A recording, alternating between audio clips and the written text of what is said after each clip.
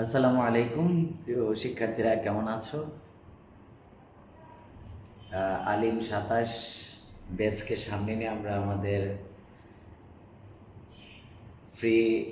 ষষ্ঠতম free class আজকে শুরু করছি তোমাদের জন্য। তোমরা শুনতে পাচ্ছ কিনা, সাউন্ড ঠিক আছে কিনা, ভিডিও ঠিক আছে কিনা আমাকে একটু জানাও। তোমরা দেখতে পাচ্ছ কিনা সবকিছু ঠিকভাবে, আর কে থেকে যুক্ত হচ্ছ। আমরা তোমাদেরকে একটা সিলেবাস দিয়েছি আমরা কিভাবে পড়াবো আর কি। তো আজকে জাস্ট হচ্ছে আমরা একটা ফ্রি ক্লাস, এটা আমরা আসলে তোমাদের জন্য কি সার্ভিস রেখেছি, তোমরা আমাদের থেকে কি সার্ভিসটা পাবে, তো সেই বিষয়ে ইন্ট্রোডিউসিং তোমাদের সাথে আমার। তো তোমরা আগে কে থেকে যুক্ত হচ্ছ সেটা একটু আমাদেরকে জানাও। এর মধ্যে মাহমুদুল হাসান চলে এসেছে সবার আগে, লাভবাহিক। মাহমুদুল হাসানকে অন্তর থেকে ধন্যবাদ। এরপরে নাজমুল ইসলাম, আসসালামু আলাইকুম রহমতুল্লাহি ওয়া বারাকাতুহু। স্যার কেমন আছেন? আলহামদুলিল্লাহ। মাহমুদুল হাসান সালাম জানিয়েছেন। নাজমুল ইসলাম, মাহমুদুল হাসান স্যার কেমন আছেন? আলহামদুলিল্লাহ। রাজশাহী থেকে যুক্ত হয়েছ নাজমুল ইসলাম, স্যার আপনার সাউন্ড ক্লিয়ার শুনতে পাচ্ছি, আলহামদুলিল্লাহ। আর সোমাইয়া বিনতে জাহির কুষ্টিয়া থেকে, আলহামদুলিল্লাহ ভর্তি হয়েছি, ধন্যবাদ। রহমতুল্লাহ, জি আলহামদুলিল্লাহ। আমরা আর 1 মিনিট আমি ওয়েট করব, তারপরে ক্লাস শুরু করব। আপনারা একটা আমাদের তরফ থেকে একটা সিলেবাস পেয়েছেন। আমরা আলিম ক্লাসের সিলেবাসটাকে কয়েকটা ভাগে ভাগ করেছি। তো ওই অনুসারে আমাদের এডমিট হইলে আমরা ওই অনুসারে ক্লাস নেব ওই সিলেবাসে। কিন্তু এইখানে আপনাদের জন্য আমি অপরিচিতা গল্পটি দিয়েই ক্লাস শুরু করব। আর ওইখানে হবে আমাদের কমিটমেন্ট দেওয়া টপিকগুলোর উপরে ক্লাস হবে। কুমিল্লা থেকে দেখছি, আসসালামু আলাইকুম, যে আমার দেশি মানুষ।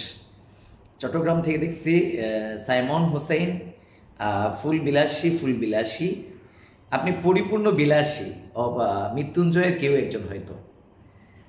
আচ্ছা, এরপরে আরও অনেকে, আমিনুল মাগুরা থেকে, আমিনুল, জি।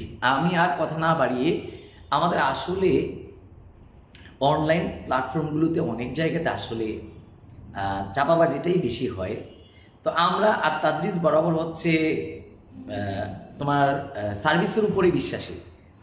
তো আমি এখানে আমাদের যেই মূল গল্পে যেটা আমাদের উদ্দেশ্য জ্ঞান আহরণ, আমি সেই পথে আগাই।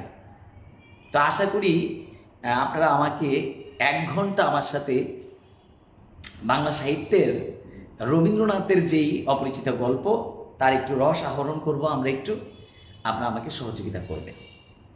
তো আশা করি আমরা ভালো কিছু পাবো, ঠিক আছে?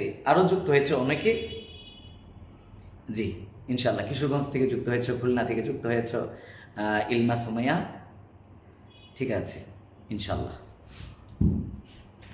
তো আপনারা এখানে দেখতে পাচ্ছেন অপরিচিতা গল্পটি। তো আমি অপরিচিতার রবীন্দ্রনাথ সম্পর্কে আমি বেশি কথা এখানে বলবো না, এটা কম বেশি আমরা জানি। আমি মূল গল্পে চলে যাব। আমি গল্পের নামকরণ নিয়ে একটু কথা বলব, ঠিক আছে? এই শব্দটি নিয়ে একটু কথা বলতেছি। এই শব্দটি নিয়ে আমরা দেখতে পাচ্ছেন অপরিচিতা, এটাকে আমি একটু বিশ্লেষণ করি। অপরিচিতা, এখানে একটা অ আছে, এটা হচ্ছে উপসর্গ।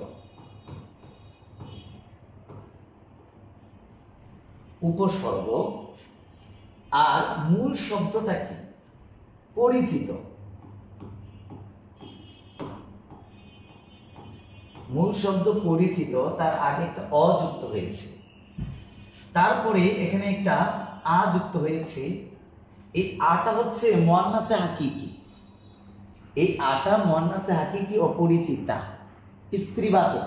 এটা মূল শব্দ অপরিচিত, পরিচিত। তার নেগেটিভ করা হয়েছে অপরিচিত। এরপরে যেহেতু স্ত্রীবাচক প্রত্যয়, এটা হচ্ছে স্ত্রীবাচক প্রত্যয়।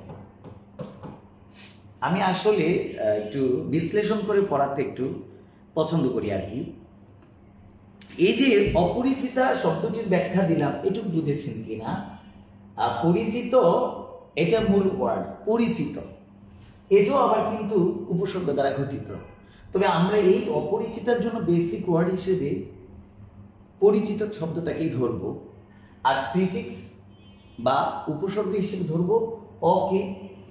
আর যেটা সেটা মুয়ান্নাসে হাকিকি, অর্থাৎ একটা স্ত্রীবাচক বাংলা প্রত্যয় যা একটা পুরুষবাচক শব্দকে স্ত্রীবাচক করতে ব্যবহৃত হয়ে থাকে। এই নামকরণটা বুঝেছেন কিনা তারপর আমি গল্পে যাব।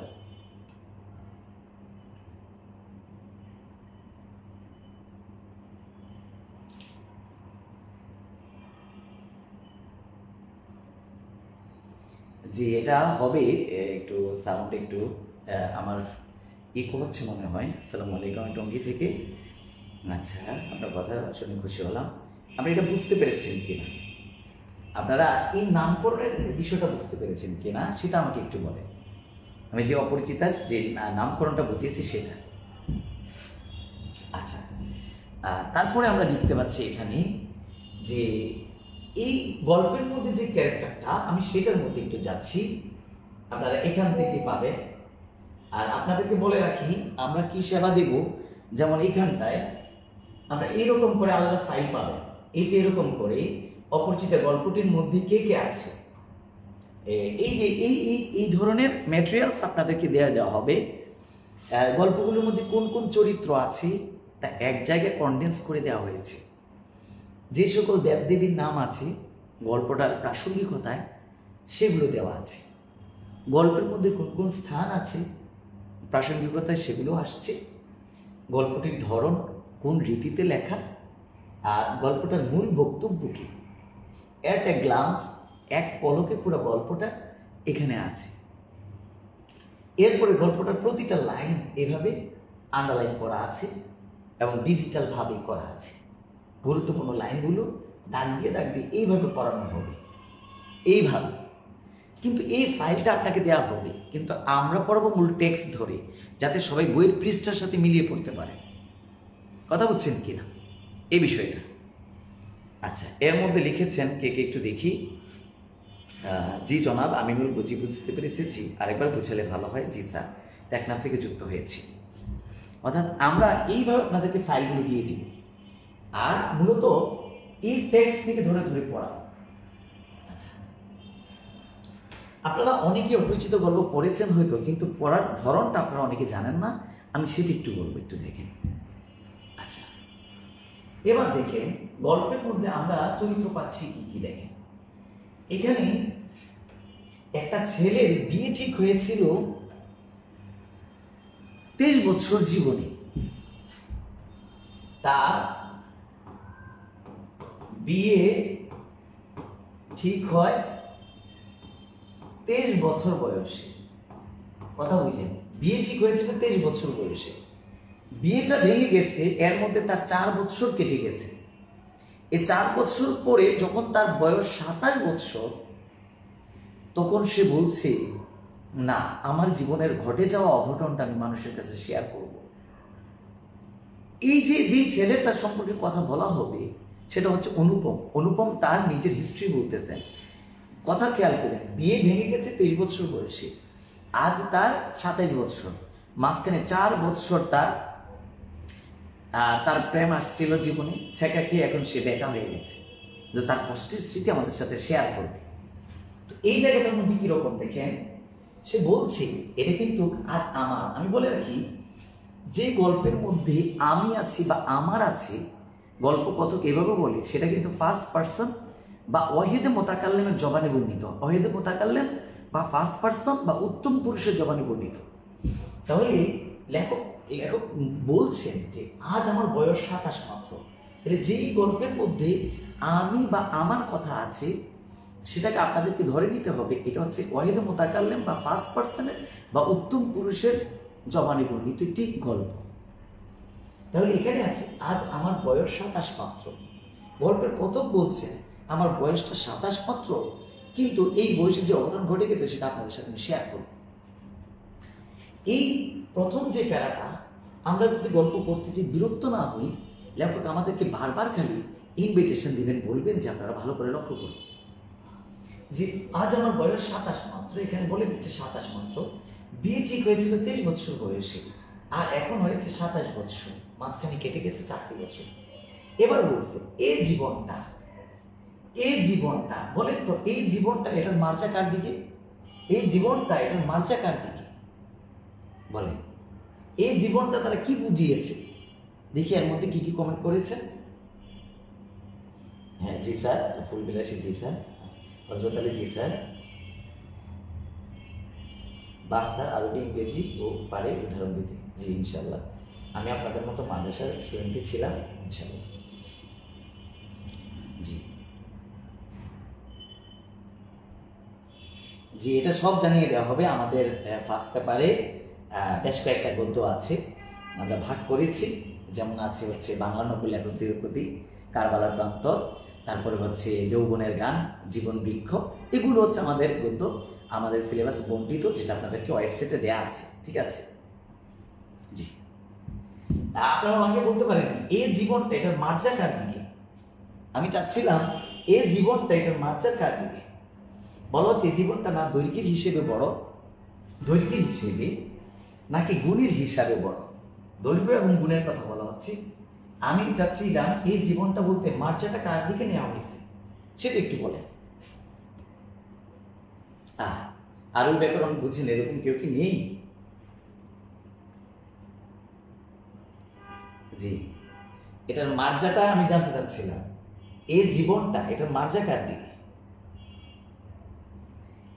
লেখকের কথা না, না, এই একজন উত্তর করেছেন সংগ্রামী যুবক, এটা হচ্ছে লেখকের কথা না। এই জীবনটা দ্বারা বুঝিয়েছে 27 বছর জীবনটা, তার যে 27 বছর পর্যন্ত জীবন। আমাদের কারো যদি 27 বছর বয়সে মৃত্যু, আমরা বলি কম বয়স, মানে অল্প বয়সে অপমৃত্যু হলো, বা হচ্ছে বেশি দিন বাঁচিনি, অকাল মৃত্যু। এই যে এই জন্য বলতেছে এই জীবনটা মানে এই বয়সের জীবনটা না দৈর্ঘ্যের হিসেবে বলো না গুণের হিসেবে। আপনারা বলেন তো, ইউনিভার্সিটি ভর্তি পরীক্ষা কিন্তু টেক্সট থেকে প্রশ্ন করে এই শব্দটা কোন ভাষার শব্দ? এখানে আছে হিসাবে বড় নয় গুণে বড়, মানে গুণেও বড়, দৈর্ঘ্যে বড় নয়, হিসাবে গুণেও বড় নয়। হিসাব কোন ভাষার শব্দ? আপনারা বলেন তো। আল্লাহ কোরআনে বলেছেন, হাদিস আছে বিগাইরি হিসাব। আল্লাহ অনেক, আল্লাহর কাছে কোনো কিছু শেষ নেই। হিসাব আরবি ভাষার শব্দ থেকে, হিসাব থেকে বাংলায় হিসাব এসেছে। পরীক্ষা আসতে পারে ভর্তি পরীক্ষায় যে হিসাব কোন ভাষার শব্দ, তাহলে এটা হচ্ছে আরবি ভাষার শব্দ। এখানে লেখক বলছেন যে আজ আমার বয়স 27 মাত্র, এই জীবনটা 27 বছরকে বোঝাচ্ছে। আর এটা দৈর্ঘ্যের হিসেবে বড় নয়, গুণের হিসেবে বড় নয়। কেন? আমি জীবনে 27 বছর জীবনে আমি এমন কোনো কাজ করিনি যেটা দ্বারা মানুষ আমাকে বড় বলবে, বা পদ পদবি এমন কোনো কিছু পাইনি, বা আমি হচ্ছে এমন কোনো প্রফেশনে নেই যে আমার একটা পদ পদবি আছে, এটা কিছুই হয়নি, আমার গুণ বলতে কিছুই নেই। আচ্ছা, এরপরে কি লিখেছেন দেখি স্যার, কিসের আওয়াজ হয়? অনেকে লিখছেন অনুপমের দিকে, না এটা লেখকের দিকে নয়, এটা 27 বছরের দিকে। আওয়াজটা মনে হয় রুমের একটু ইকো হচ্ছে আর কি, দেখবেন ইনশাল্লাহ ইকোটা হবে না সামনে। তবু এরপর বলা হচ্ছে তবু ইহার, এই যে ইহার দ্বারা কাকে বুঝেছে? আবার এই 27 বছর জীবনটাকে বোঝা হয়েছে 27 বছর। তবু ইহার একটু বিশেষ মূল্য আছে। এই মূল্য আছে কথাটার মানে কি? যে বলা হয়েছে এই বয়সটা একটা মূল্য আছে, মানে এই বয়সে এমন একটা বিষয় ঘটে গেছে যে এটা একটা ভ্যালুয়েবল কাহিনী, যেটা অন্যের জীবনে ঘটে না। এটা হচ্ছে এই জীবনটা একটা মূল্য আছে, ভ্যালু আছে। এই মূল্যটা আমি আপনাদের সাথে শেয়ার করব। লেখক মানে কথক বলছে। এবার বলে ইহা, ইহা মানে আবারও সেই বয়সটা, ইহা সেই ফুলের মতো। এবার বলা হচ্ছে আমার জীবনটা কেমন জানেন? একটা ফুল ফুটেছে, ফুলের উপরে ভ্রমর বসছে। আমরা জানি ফুল ফুটলে ফুলের উপরে ভ্রমর বসলে, ভ্রমরে এক ফুল থেকে আরেক ফুলে গেলে ফুলের মধ্যে এক ধরনের পরাগায়ন হয়, অর্থাৎ ফুলের সহবাস হয়, আর এতে ফুলটা ফল ধরে। তো আমার জীবনে প্রেম আসছিল, আমি প্রেম আসছে বলতে আমি একজনের মানে হচ্ছে বিয়ের জন্য প্রেমে পড়েছি। তো বিয়ে হওয়ার আয়োজন হয়েছে, মানে আমার জীবনের ফুলটা ফল হয়েছে মাত্র, কিন্তু ফল থেকে বড় ফল হতে পারেনি। ইহা সেই ফুলের মতো যাহার বুকের উপরে ভ্রমণ আসিয়া বসিয়াছিল। এই ভ্রমণটা আসলে আসলে প্রেমের বার্তাবাহক, ভালোবাসার বার্তাবাহক, বা ফুলে ফুলে রিলেশনশিপ করবে এমন একজন ঘটক হচ্ছে, এই ভ্রমণ হচ্ছে ঘটক।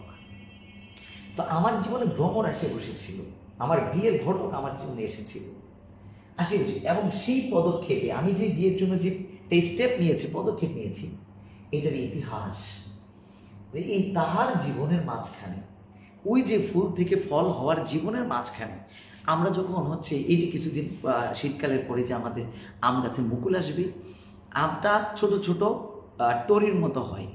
আমরা এটা কি করি জানেন? এটা খাওয়া যায় না, কখনো ফালি ফালি করে আমরু ফলি দিই, তারপর হচ্ছে পরে খাই। তো লেখক বলছেন আমার জীবনে ছোট আম হয়েছে, এটা এমন হয় না যে কাঁচা খাবো অথবা পরিপক্ক হয়নি। জীবনের মাঝখানে ফলের মতো গুটি, এটা বলছে ফলের মতো গুটি ধরিয়া উঠিয়াছে, মাত্র ফলের মতো গুটি ধরছে।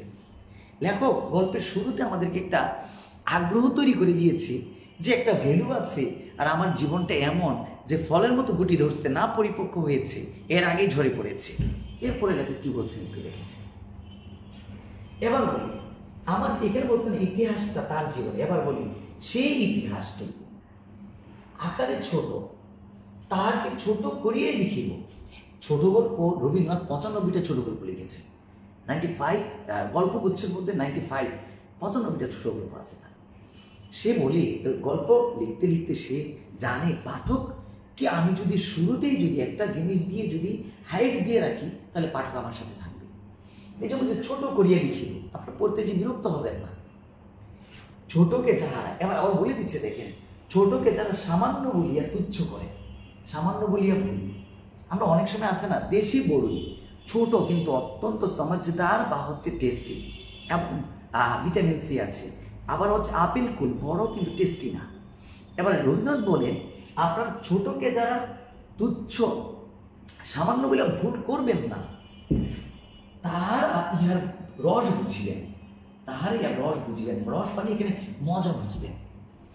তেমনিভাবে আপনাদেরকে বলি আপনারাও ক্লাসের মজা বুঝবেন যদি মানে হচ্ছে ক্লাসগুলোকে মানে পার্শিয়ালি নিজের ব্যক্তিগত মনে করে যে এলেম হাসিল করব, কোনো কিছু জানবো। আমি শব্দ বিশ্লেষণ করা আমার অন্যতম একটা অভ্যাস। আমি পড়া ধীরস্থিরভাবে আগাই, কিন্তু আমি উপসর্গ, সন্ধি, প্রিফিক্স, সাফিক্স বা শব্দগুলোর আরবি বা হচ্ছে ইংরেজি বা বাংলা কিভাবে হয় সেটা আমি আসলে বলার ক্ষেত্রে নিজেকে বেশি স্বাচ্ছন্দ্য বোধ করি। তো এই জন্য হচ্ছে আপনারা 1-2টা ক্লাস বা কয়েকটা গদ্য যদি পড়ার আমার মতো করে অভ্যাস করেন, তাহলে আপনি গদ্যের মজা বুঝে যাবেন। তাহলে আপনি হচ্ছে আলিমের পরীক্ষা, আলিমের পরপর যে ইউনিভার্সিটির ভর্তি পরীক্ষা, এগুলোর জন্য হচ্ছে খুব একটা আপনার যে আলিমে থাকতে যে ইউনিভার্সিটির প্রিপারেশন সেটা 60% হয়ে যাবে আমাদের থেকে। ঠিক আছে? আচ্ছা,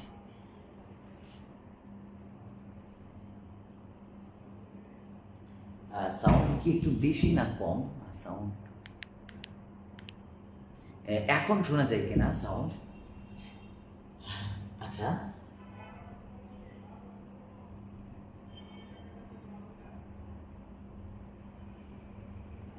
যে মাইক্রোফোন ইউজ করব, মাইক্রোফোন একটু ঝামেলা দেখে আমি মাইক্রোফোন ইউজ করিনি। আমি একটু স্টুডিও থেকে আমি মূল আমার বাসা থেকে আমি ক্লাসটা নিচ্ছিলাম আর কি।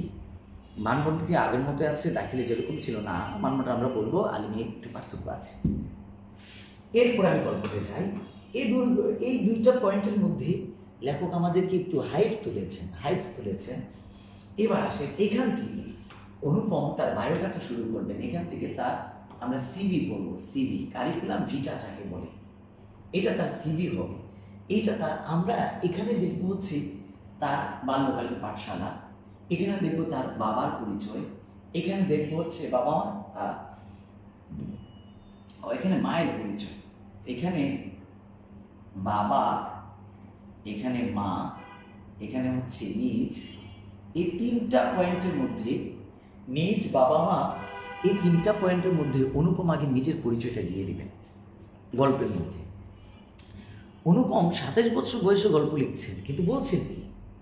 বলছেন কলেজে যতগুলো পরীক্ষা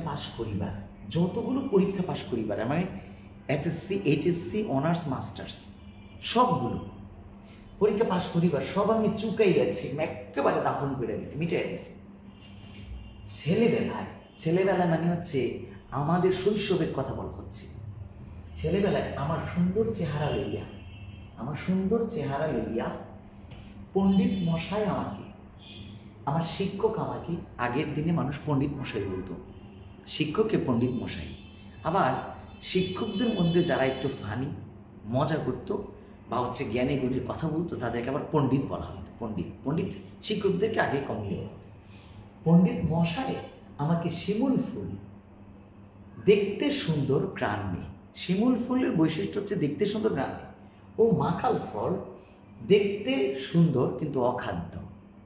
এই দুইটার সাথে অর্থাৎ অনেক ছেলেপেলে আছে দেখতে কিউটের ডিব্বা, বাপ মা অনেক সুন্দর করে কিন্ডার গার্ডেনে বা মক্তবে বা হেফজখানায় পাঠাইয়া দেয়, কিন্তু সে খাইতে খেতে ফুচকা, কিন্তু পড়ালেখা পারে না।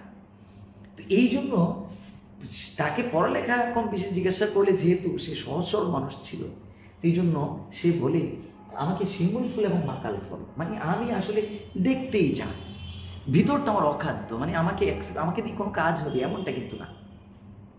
সহিত তুলনা করিয়া বিদ্রুপ করিবার সুযোগ পেয়েছেন। আমাকে ব্যঙ্গ বিদ্রুপ করতো টিচারে। ইহাতে তখন বড় লজ্জা পাইতাম। বলে বড় হয়ে লিখতেছে 27 বছরে, যে তখন আমি এটা লজ্জা পাইতাম, কিন্তু বয়স হইয়া এই কথা ভাবিয়েছি। কিন্তু যখন বয়স হয়েছে তখন ভাবছি, আরে আমি যদি আবার পৃথিবীতে, এখানে একটু কথা আছে আমি বলি, যদি জন্মান্তর থাকে, এই জিনিসটা আমি হিন্দু ধর্মের কিছু বিষয় একটু কথা বলি। রবীন্দ্রনাথ ছিলেন পিরালি ব্রাহ্মণ সম্প্রদায়ের। এখন রবীন্দ্রনাথ কিন্তু স্কেপটিসিজম মানে সন্দেহবাদী। হিন্দুরা বিশ্বাস করে আবার তারা 7 জন্মে আসবে পৃথিবীতে, যদি ভালো কাজ করে তাহলে তারা মানুষ হিসেবে আসবে, দেবতা হিসেবে আসবে, আর খারাপ কাজ করলে ইতর প্রাণী হিসেবে। তো রবীন্দ্রনাথ কিন্তু এখানে এটা পুরো বিশ্বাস করেন নাই। তিনি কি করছেন দেখেন, যদি জন্মান্তর থাকে, যদি আমি আবার পৃথিবীতে আসি, জন্মান্তর মানে অন্য জন্ম, এটা নিত্য সমাস। জন্মান্তর, দেশান্তর, গ্রামান্তর এগুলো সব নিত্য সমাস। যদি জন্মান্তর থাকে, রবীন্দ্রনাথ এটা বলেনি আমার জন্মান্তরে আমি এইভাবে আসবো, সে বলছেন আমি জন্মান্তর থাকে, তবে আমার মুখের শুরু, মনে হয় আমার মুখের ডিসপ্লেটা আবার সুন্দর হবে, মুখের শুরু অর্থাৎ শিমুল ফুল, এবং পণ্ডিত মশাইয়ের মুখে আবারও যেন এই মুখের বিদ্রুপটা যেন আবার, অর্থাৎ আমি আবার জন্মাইলে আবার এই ক্লাসে আসবো, আবার এই ক্লাসে আসলে এই টিচারকে পাবো, এই টিচারকে আবার পেলে উনি আমাকে মাকাল ফল শিমুল ফুলের সাথে তুলনা করবেন। এইভাবে মনে হয় আমার জীবনটা এইভাবেই যাবে। এই কথাটা রবীন্দ্রনাথ আমাদেরকে তার বাল্যকালটা, অর্থাৎ সে একজন যে ছোটবেলা থেকেই যে একটা হাফ লেডিস ধরনের হয়ে উঠতেছে, আমি তার জন্য এখানে যেই টার্মটা মানে বুঝতে সহজ হবে, হাফ লেডিস শব্দটা ব্যবহার করছি, ঠিক আছে?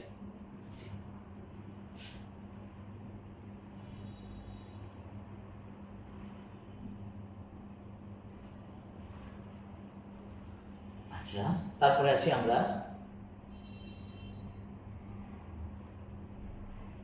জি, এরপরে আসেন অনুপম বলছেন তার বাবার কথা বলা হচ্ছে। আমার পিতা এককালে গরিব ছিলেন। আমার পিতা এককালে গরিব ছিলেন। এই যে গরিব আরবি ভাষার শব্দ, গোরা বা ফান, গরিব আরবি ভাষার শব্দ, এটা পরীক্ষায় আসে, ভর্তি পরীক্ষায় আসে। আমার পিতা এককালে গরিব ছিলেন। ওকালতি, ওয়াকিল আরবি ভাষার শব্দ, ওয়াকিল এটা আরবি ভাষার শব্দ। ওকালতি করিয়া তিনি প্রচুর টাকা রোজগার করিয়াছেন। ভোগ করিবার সময় নিমেষ মাত্র পান নাই। আমার বাবা ওকালতি করে, যেহেতু গরিব, বড় লোক হওয়ার জন্য টাকা কামাচ্ছে, কিন্তু কখনো প্রফেশন থেকে ছুটি নেন নাই। যেহেতু ছুটি নেন নাই, কামাই রোজগার করতে একদিন হঠাৎ মারা গেলেন, অর্থাৎ মরণটাই তার ছুটি ছিল। মৃত্যুতে তিনি যে হাফ ছাড়িলেন, হাফ দ্বারা নিঃশ্বাসকে বুঝায়, সেই তার প্রথম অবকাশ। অবকাশটা ছুটি বুঝায়। বাবা তখনই ছুটি পেয়েছেন। তবে আমরা দেখলাম সে বুড়াগাড়া কাল থেকে অনেক কিউট ছিল, কিন্তু সে অনেকটা হাফ লেডিসের মতো করে বড় হয়েছে। এরপরে দেখলাম তার বাবা এককালে গরিব ছিল, কিন্তু অনেক টাকা কামাই কিছু করতে যেয়ে, অর্থাৎ বাবা সন্তানের জন্য অনেক কিছু করে গেছে, কিন্তু নিজে ভোগ করতে পারেনি। এবার অনুপমদের যে টাকা পয়সা আছে, একটু বড় লোক, কিন্তু এই অনুপমেরা, যে অনুপম বড় লোক, সেই অনুপমেরা তার বাবা মারা যাওয়ার পরে মা ছেলেকে বারবার বলতো, তোরা তো বড় লোক ছিলি, তোর বাবার অনেক টাকা, তো গরিব নয়। এখন মা গরিব ঘরে, কিন্তু মা ছেলেকে ছোটবেলা থেকে বাবা হারানোর পরে ছেলেকে এমন হাইবের মধ্যে রাখছে যে না, তোরা বড় লোক, অর্থবৃত্ত আছে, কখনো গরিবের ভাব তার মধ্যে দেখায় নেই, সব করে নেই। আমার তখন বয়স অল্প, তখন মর্যাদা কার দিকে, যখন আমার বাবা মারা যায় তখন বয়স অল্প, মার হাতে আমি মানুষ, মানে মা আমাকে এক ধরনের ডোমেস্টিক এনিমেল, গৃহপালিতের মতো কইরা আমারে বড় করছে। এই জন্য মায়ের লোকে অন্তরে থাকতে থাকতে আমি অন্তরের পুরুষ হইলেও মহিলা মানুষের মতো কইরা বড় হয়েছি। মা গরিব ঘরে নেই, তাই আমরা যে ধনী এই কথা তিনিও বলেন না, আমাকেও ভুলিতে দেন না, মানে আমাকে বড় লোক বলি, আমার মনটা যাতে ছোট না হয়ে যায়, বাবা নাই এরকম করে বড় করছে। এতে কি হয়েছে, মা আমাকে অনেকটাই মেয়েলি স্বভাবের করে বড় করছে। শিশুকালে আমি কোলে কোলেই মানুষ হয়েছি, বোধ করি সেই জন্য শেষ পর্যন্ত আমার পুরোপুরি বয়সই হইল না, আমার এখনো বয়স হয় নাই। আজও আমাকে দেখিলে মনে হইবে আমি অন্নপূর্ণা। কথাটা বুঝি, অন্ন মানে ভাত, অন্ন মানে ভাত, আর অন্নপূর্ণ না, পূর্ণা, এই যে আটা আছে এটাও মুয়ান্নাসে হাকিকি। অন্নপূর্ণা অর্থাৎ অন্নে পরিপূর্ণ দেবী, দেবীকে বলা হচ্ছে এখানে হচ্ছে এই অন্নপূর্ণা দেবী দ্বারা কারে বোঝা হচ্ছে, দুর্গাকে। দুর্গা হিন্দুদের হচ্ছে খাদ্যের দেবতা, খাদ্যের দেবী, সে খাবার দেয়। যে সে বলে আমাকে দেখলে অন্নপূর্ণা দেবী দুর্গার কোলে, দুর্গা অন্ন মানে ভাত, তাদেরকে ভাত রুটি দেয়, এই জন্য তাকে অন্নপূর্ণা দেবী দুর্গার আরেক নাম। এটা তাদের বিশ্বাস, আমাদের নয়। আমি অন্নপূর্ণার কোলে গজাননের, অন্নপূর্ণার কোলে থাকে গজানন। গজ মানে হাতি, গজ মানে হাতি, আনন মানে হচ্ছে মুখ, গজানন মানে হাতির মতো মুখ, অর্থাৎ গণেশ। অন্নপূর্ণার কোলে থেকে গণেশ, আর আমাকে মনে হয় গণেশের ছোট ভাইটি, এই ছোট ভাইটি দ্বারা বোঝানো হচ্ছে কার্তিককে, অর্থাৎ আমার অবস্থাটা কার্তিকের মতো অবস্থা। সবাই দিক থেকে কোলে কোলে মানুষ করার দিক থেকে আমি কার্তিকের মতো অবস্থায় আছি। আচ্ছা, আমি অপরিচিত গল্পটার মধ্যে অনুপমের যে তার যে নিজের বায়োডাটা দিচ্ছে, তার নিজের পরিচয়, তার বাবার পরিচয়, তার মায়ের পরিচয়, এটা পেয়ে গেলাম। এখন যেটা গল্পের মূল আকর্ষণ, অনুপমের জীবনটাকে ফাতা ফাতা করে দিয়েছে, তসমস করে দিয়েছে বিখ্যাত একজন মামা। আমি জানি না আপনাদের সেরকম মামা টামা আছে কিনা, থাকলে জীবন বরবাদ হয়ে যাবে। আচ্ছা আচ্ছা, এই জায়গার মধ্যে আসি। এখানে তার সিভি এখনো শেষ হয়নি, তার ফ্যামিলির বায়োডাটা এখনো শেষ হয়নি। এখানে সে পরিচয় দিবে কার, তার মামার পরিচয় দিবে, মামার কথা বলা হবে।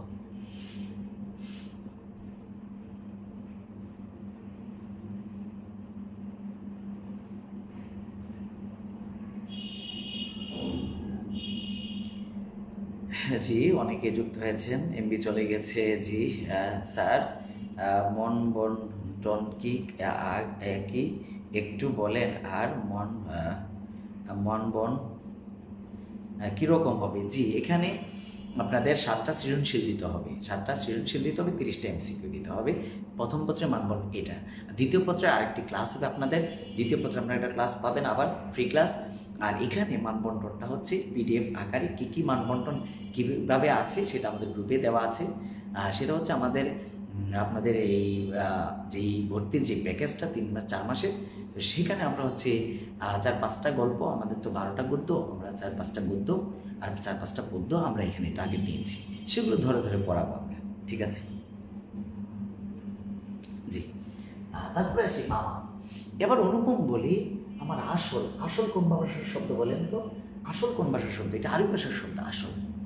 আমার আসল অভিভাবক, মানে আমাকে নিয়ে যিনি ভাবেন, 24 ঘন্টা আমাকে নিয়ে যিনি ভাবেন, তিনি আমার অভিভাবক।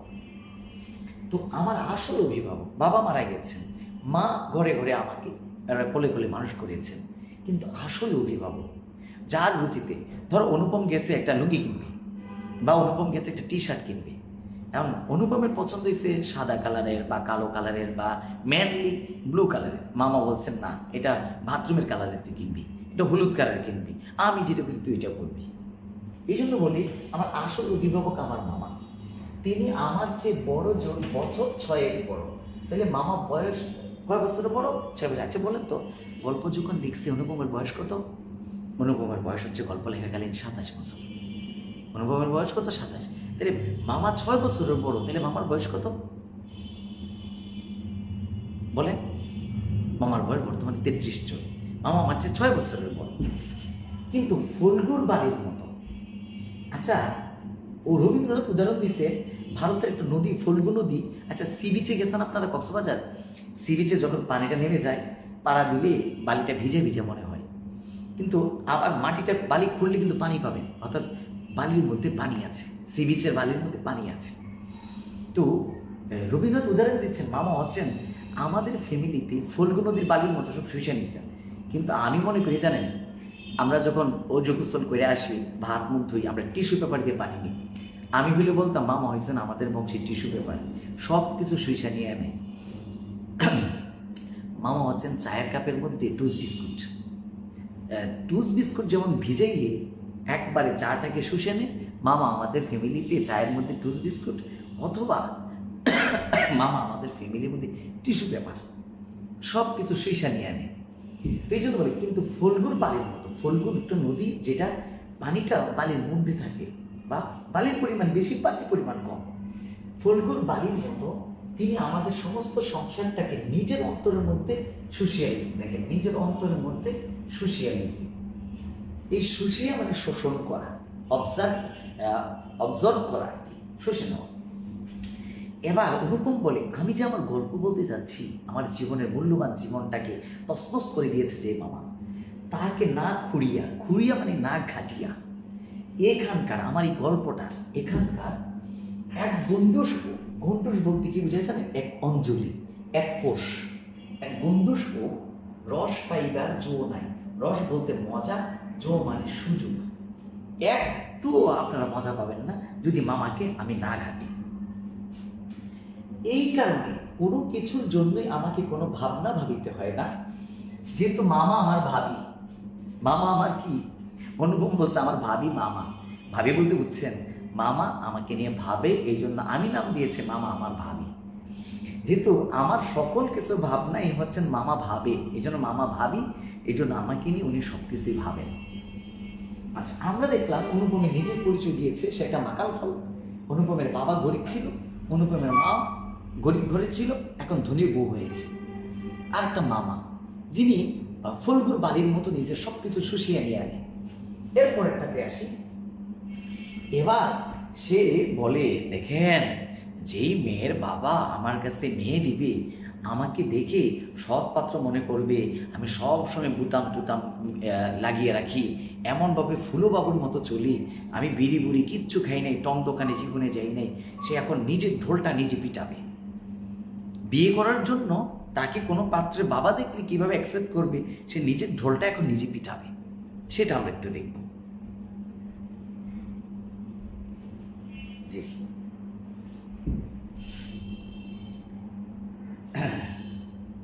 আচ্ছা, এবার আসি আমরা কন্যার পিতা মাত্রেই স্বীকার করিবে আমি সৎ পাত্র।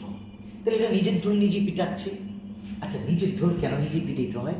অনেক সময় অন্য পিটাইলে হয়তো ঢোলটা ভেঙে ফেলবে, এই জন্য আমরা অনেক সময় নিজের ঢোলটা নিজে পিটাই। অনুপম নিজের ঢোল নিজে পিটাচ্ছে। অনুপম কেন বলছে নিজেকে? পরীক্ষায় যদি আছে, সে নিজেকে কেন বললো আমি পাত্র হিসেবে সৎ? সে বলতেছে তামাকটুকু পর্যন্ত খাই না, তামাকটুকু, এই টুকু কথাটা কিন্তু পদাশ্রিত নির্দেশক, ডেফিনিট আর্টিকেল, টি টাকানাখানি কাছাকাছি। আমি বিড়িটুকু পর্যন্ত খাই না। সুতরাং ভালো মানুষ হওয়ার কোনো ঝঞ্ঝাট নাই। আচ্ছা, এটা কেন বলছে ভালো মানুষ? আমরা অনেক বলি এই নেশাবানি করো, ছেড়া দে, ভালো হয়ে যায়। অনুপম বলে আমি বিড়ি খাই না, আমি এমন অভ্যাস নাই যে ভালো হইতে গেলে এটা আমি ছাড়তে হবে। সুতরাং ভালো হওয়ার জন্য আমার কোনো ঝঞ্ঝাট নাই।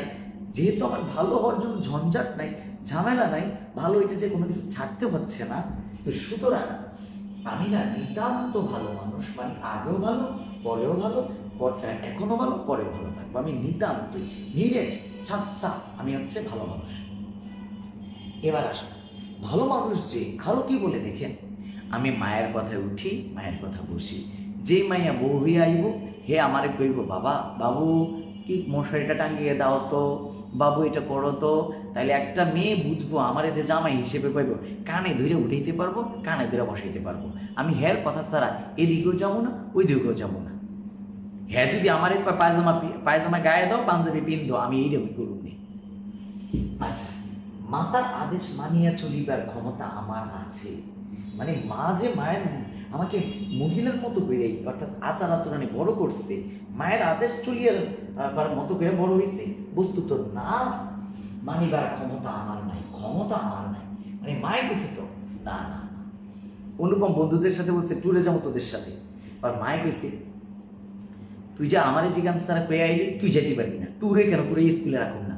অনুপম আচ্ছা ঠিক আছে মা, যেটা বল তুমি এটাই। বন্ধুদের কইছে একটা, মায়ে কইছে মারটাই, এরকমটা। অন্তপুর মানে বাড়ির ভিতর বা হারেম যেটাকে বলি, মহিলারা যেখানে থাকে সেটাকে আমরা অন্তপুর বা হারেম বলি। অনুপম বলে অন্তপুরের শাসনে মানে মহিলাদের শাসনে চলিবার মতো কইরা আমি প্রস্তুত হয়েছি। আমি এমনভাবে বড় হয়েছি, মহিলাদের শাসন করলে আমি মাইনে নিই। এই কারণে আমি তার নাম দিয়েছি হাফ লেডিস। যেহেতু বায়োলজিক্যালি সে পুরুষ কিন্তু আচরণগতভাবে লেডিসের মতো করে বড় হয়েছে, তাইলে আমি তারে নাম আছে হিজলাও দেব না, কিন্তু নাম দিছে হাফ লেডিস। এই জন্য সে কি বলে, যেহেতু মা আমাকে এভাবে রেডি করছে, যদি কোনো কন্যা কোনো মায়া যদি স্বয়ংবরা হয়, মানে নিজের বর নিজে বা ইচ্ছা লয়, আর হের মধ্যে আমি পইরা যাই, তাহলে হে বুঝবো আমি কতটা হের কথা মতো চলি। তবে এই সুলক্ষণটি স্মরণ রাখবেন। সুলক্ষণ দ্বারা কি বুঝিয়েছে, এই যে বাড়ির ভিতরকার কমান্ডে চলার মতো করে যে বড় হয়েছি, এটা হচ্ছে ওই সুলক্ষণটা। আচ্ছা, এতক্ষণ পর্যন্ত সে পাত্র কেমন সেটার পরিচয় দিয়েছে, এবং অন্যরা তাকে কেমন মনে করতে পারে আত্মগতভাবে সে এটাকে ডিফেন্স করেছে। এতক্ষণ যে পড়িয়েছি এতটুকু বুঝেছেন কিনা, এরপরে আমি সামনে যাচ্ছি। এতক্ষণ যা পড়িয়েছি এটুকু বুঝেছেন কিনা, আপনারা একটু রিপ্লাই দেন, আপনারা কেমন বুঝতেছেন। জি জি, লেডিস মার্কা। স্যার অনুপমকে, অনুপমের নাম তো পাচ্ছি না, পাবেন অনুপম। আচ্ছা, অনুপমের নাম অনুপম কেন জানেন? অনুপম যার অন্য কোনো উপমা নাই, মানে হে না পুরুষ না মহিলা, এমন এক পদের নিজের বিয়ার আসরে নিজে কইতারে নাই আমি খামু, আমি বিয়া করুম, আমি যাবো না। এই জন্য অনুপম যার অন্য উপমা নাই। এই জন্য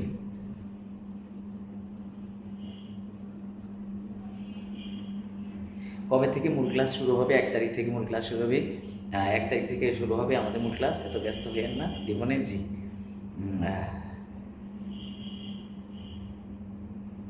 জি, এতক্ষণ যদি জি আলহামদুলিল্লাহ, চমৎকার বুঝিয়েছেন স্যার।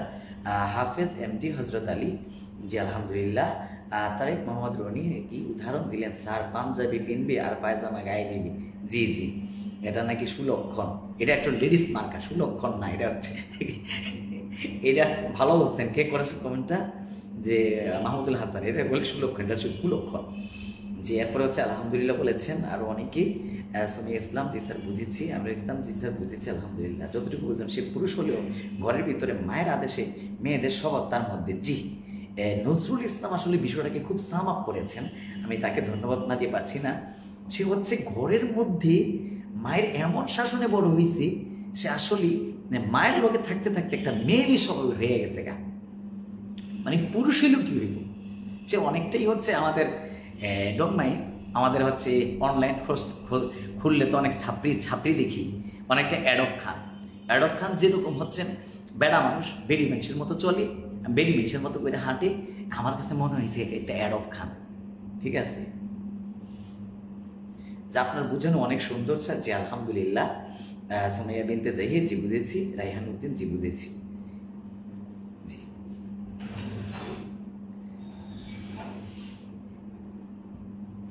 জি, এরপরেরটাতে আসি। আমি তো অনুপম, আচ্ছা আমি কেন অনুপমকে হাফ লেডিস বলছি জানেন? আমি তো বলছি হাফ লেডিস, এখন তো সে নিজে পরিচয় দিবে পুরা লেডিস, এটা আমার কথা না, দেখে নেও। আচ্ছা বলেন তো, কখন কে বলে যে আমার জন্য না ভালো একটা মানে হচ্ছে বিবাহের প্রস্তাব আসছে? আচ্ছা এটা কি ছেলে বলে না মেয়ে বলে? বলেন তো, যে আমার জন্য একটা ভালো বিয়ের প্রস্তাব আসছে, আপনারা আমাকে বলেন, এটা কি ছেলে বলে না মেয়ে বলে? তো অনুপম বলবে এই কথা, আমার জন্য না অনেক ভালো ভালো জায়গার থেকে বিয়ে আইছে। তাহলে আপনারা, আমি তো হাফ লেডিস বলছি, আপনি একটু করে ফুল লেডিস বানাই দিবেন তাই।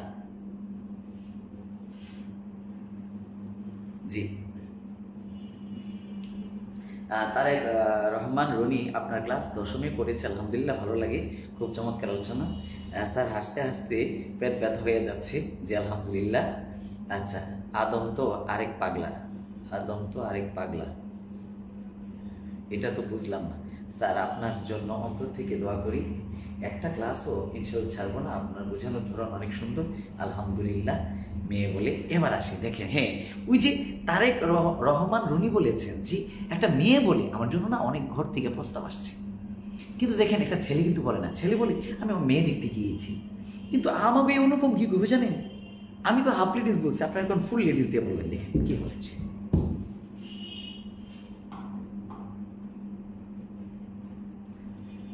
সে কি বলে দেখেন, অর্থাৎ অনুপম এখান থেকে পুরাই নিজেকে মহিলা বানাই ফেলল। অনেক বড় ঘর হইতে আমার সম্বন্ধ আসিয়াছে। আচ্ছা সম্বন্ধ মানে জানেন, বিয়ের কথা, এটা হচ্ছে বিয়ের কথা। আচ্ছা বলেন তো, এটা কে বলে, ছেলেরা বলে না মেয়েরা বলে? অনেক বড় ঘর হইতে আমার সম্বন্ধ আসিয়াছে, আপনারাই বলেন, ছেলেরা বলে না মেয়েরা বলে? এই স্বীকারোক্তি দেন।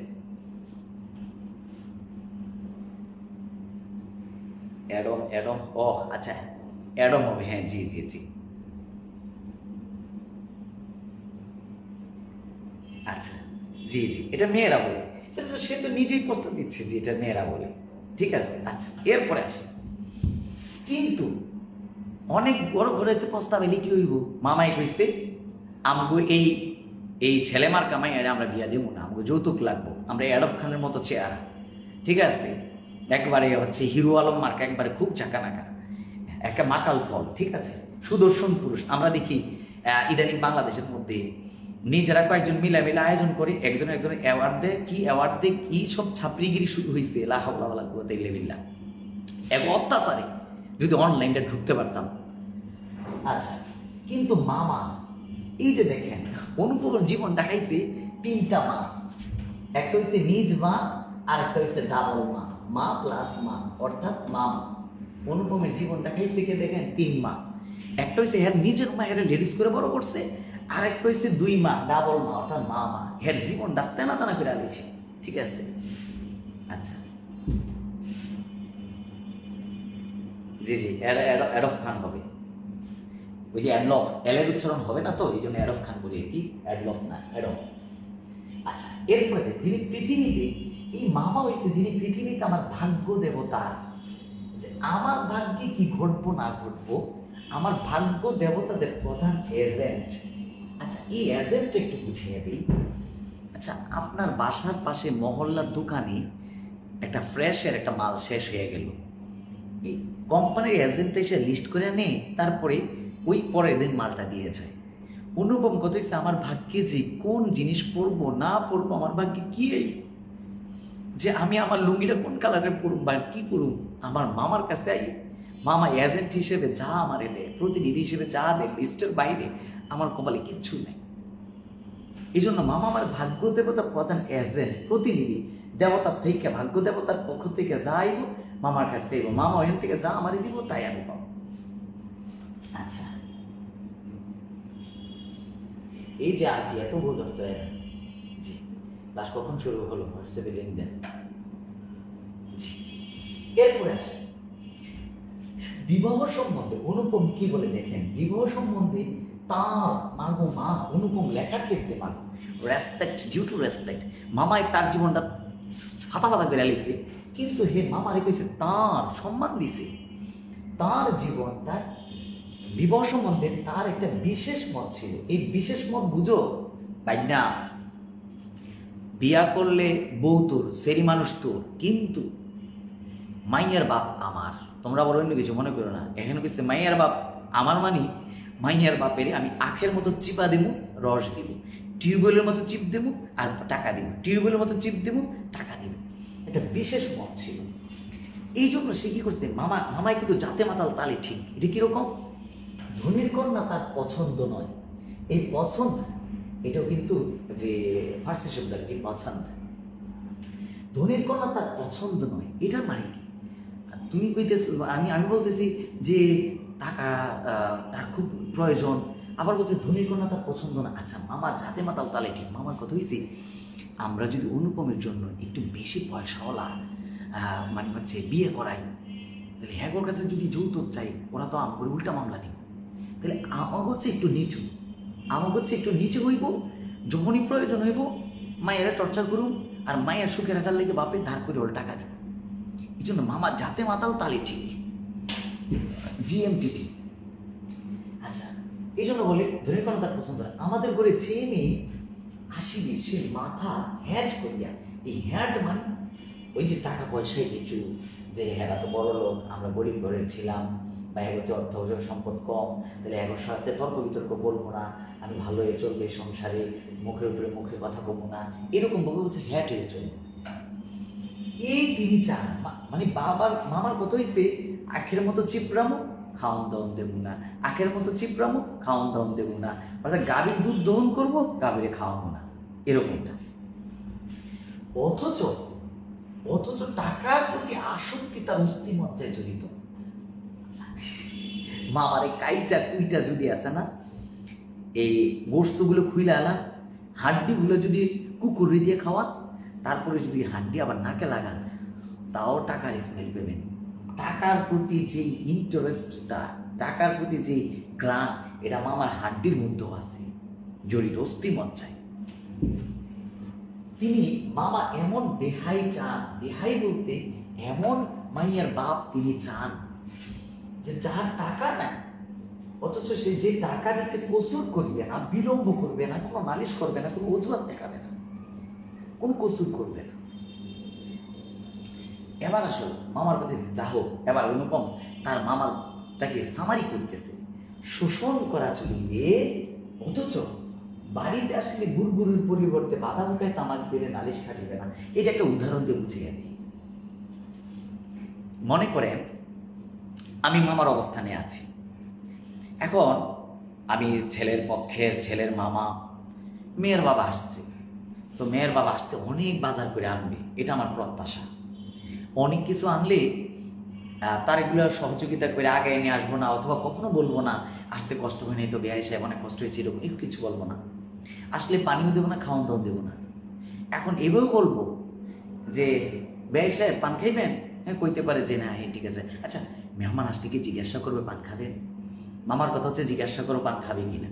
যদি বলে হ্যাঁ খাবো, তখন মামা কথা হচ্ছে বলবো কি, এই চাকু এখানে আছে, ওইখানে সুপারি আছে চোখের নিচে, ওইখানে পান আছে, ওইখানে জর্দা আছে, এগুলো একটু বানায় খান।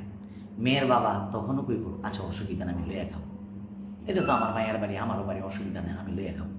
কিন্তু মামা ওই সময় কি করবে জানেন, খাটের মধ্যে শুইয়া নলযুক্ত হুকা খাইবে, যেটাকে আলবোলা বলে।